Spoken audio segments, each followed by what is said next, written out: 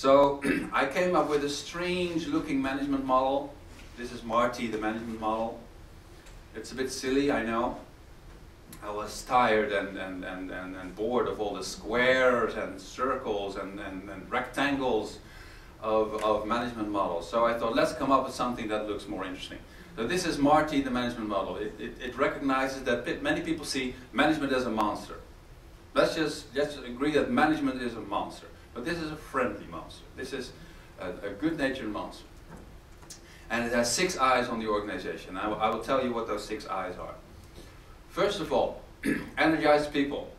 The first value of the annual manifesto is individuals and interactions over processes and tools.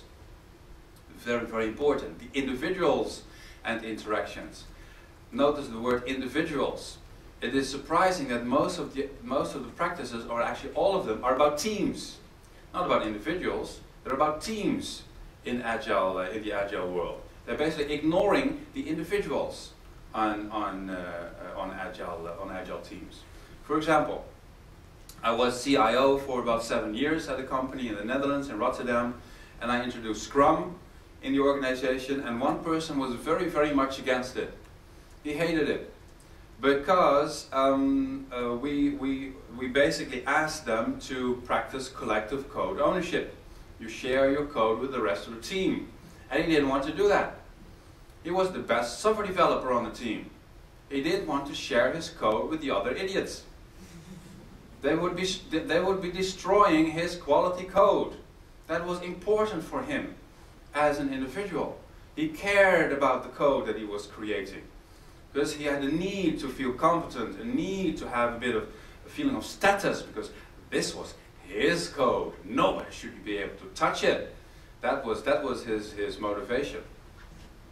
So I talked about it with him, and I said, well, you have a good point, but maybe you can help me out with competence development in the organization, because some of the people here on the Scrum team, they need a bit of help in terms of code quality and design and things like that. So what if you lead a community of practice for code patterns and code quality?